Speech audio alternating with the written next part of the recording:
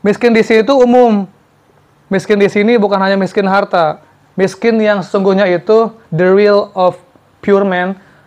Sungguh orang yang benar-benar miskin itu bukan orang yang gak punya harta. Orang yang miskin itu adalah miskin budi, miskin ilmu, miskin amal. Kita itu kadang-kadang selalu ambisi. Ya Allah, saya kurang harta. Kita kurang amal.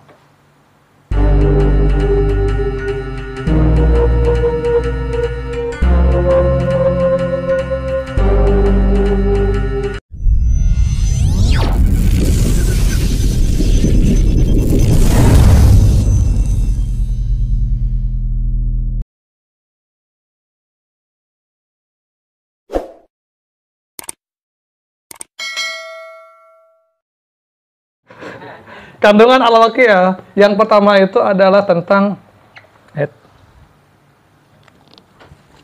yang ini kali ya.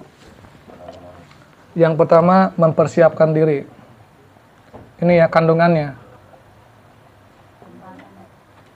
Mempersiapkan diri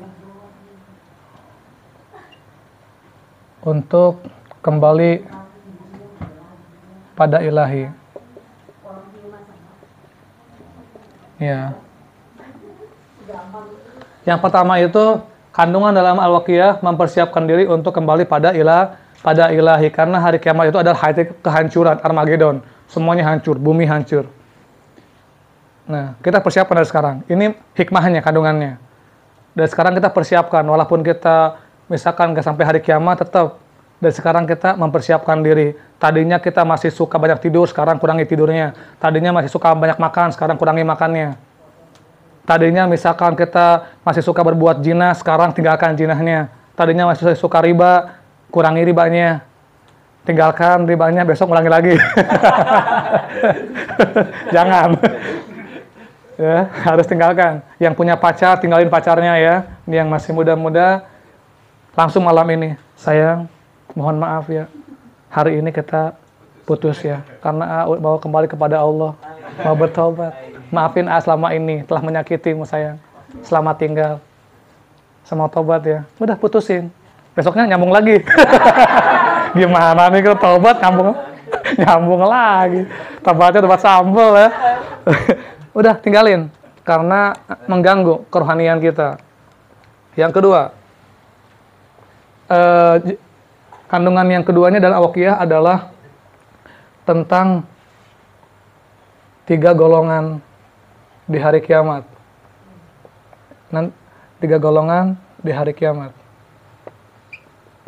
Makanya di Al-Quran, di waqiah ada ashabul yamin, ashabus simal. Ma ashabus simal. Nah, golongan itu ada 3. Yang pertama yaitu sabiqun. Yang kedua, golongan kanan. Yang ketiga, golongan kiri. Nah, jadi nanti kita di akhirat nanti, di alam mahsyar itu kita akan ada golongan ini. Kita termasuknya sabiqun, golongan kanan atau golongan kiri. Ya. Nah, sabiqun itu adalah orang yang paling terdepan, di garda terdepan dalam berbuat kebaikan. Selaras dengan ayat fastabiqul khairat. Oke, lanjut. Yang berikutnya, kandungan dalam al-waqiah itu tentang pembahasan hari kiamat. Ya. Jelas ya, sesuai dengan judulnya. Yang keempat, dalam al-waqiah menjelaskan tentang yaitu surga. Di sini ngebahas tentang surga. Di surga itu ada pohon namanya wasidrum mahdud, watolhim mandud. Jadi ada daun bidara, ada pohon pisang. Nah, pohon pisang ini, buah pisang termasuk makanan surga. Ada 450 makanan yang di Al-Quran diceritakan. Di antaranya yaitu pisang, madu. Madu itu salah satu makanan surga yang di.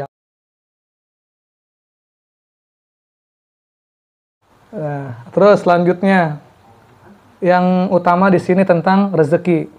Nah, artinya tentang harta. Jadi di ayat berikutnya Waqiah ini untuk menghindari kemiskinan.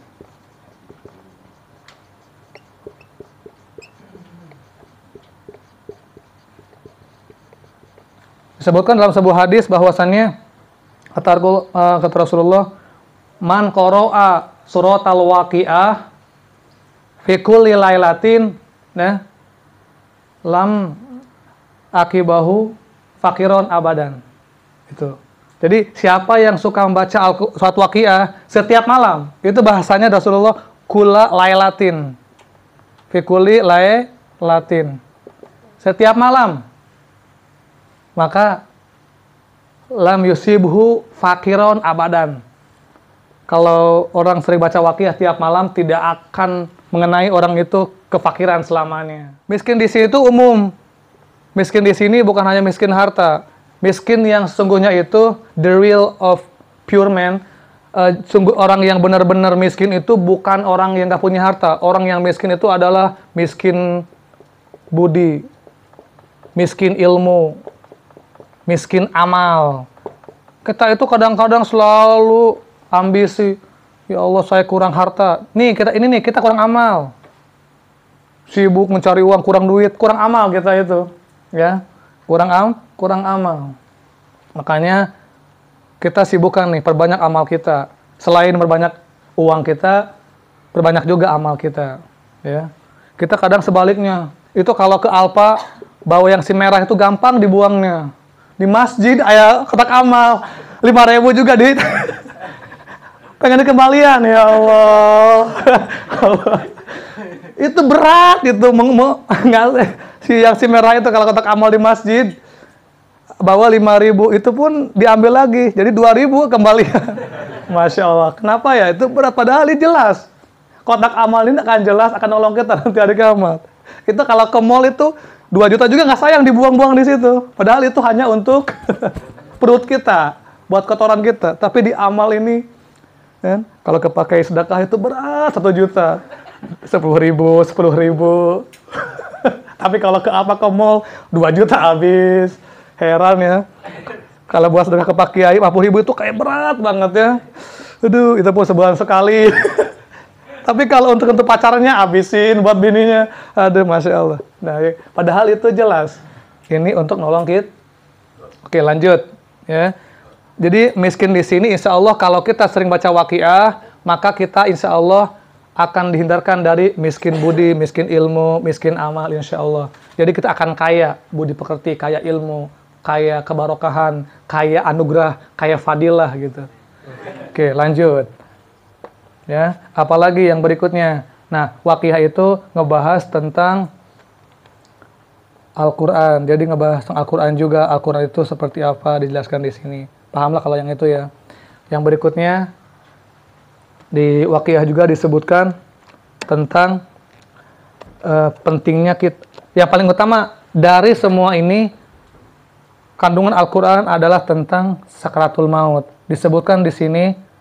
Kalau kita sering baca waqiah, maka insya Allah kita akan selamat dari yang namanya sakaratul maut yang menyakitkan. Artinya kalau kita sering baca waqiah, Allah mudahkan di saat kita cabut nyawa, tidak merasakan kesakitan yang begitu pedih. Ya, makanya ayo jadikan ini motivasi.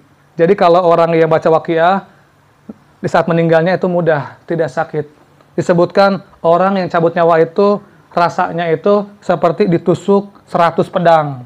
Nih rasanya cabut nyawa itu. Ya. Atau seperti mengambil benang yang kusut di duri pohon salak kayak gitu. Saking sakitnya gitu. Kan itu kan kusut kabel benang gitu kan, benang kusut di tempat yang berduri. Tarikan bukan main sakitnya. Nah, jadi kalau misalkan Kang Edi pengen ini sebagai latihan gitu ya, pengen masaknya seperti apa? Buat simulasi gitu. Simulasi kematian. Jangan lepedang deh, pisau 1 tancapin ke sini. Nah, 1 tahan-tahan, 2. Nah, itu 100. Terus pedang tembus sampai sini. Nah, itu kalau misalkan pengen simulasi kematian gitu ya, seperti itu ya. Makanya kita berdoa semoga kita nanti meninggalnya dimudahkan dan husnul khotimah. Sampai sini ada yang tanyakan silahkan. Kalau misalkan ini udah paham, kita lanjut ke bab berikutnya tentang makhluk qiyam. Apa itu makhluk qiyam? Seperti apa sejarahnya dan kenapa kita atas makhluk qiyam? Silakan ada yang tanyakan. Any question please?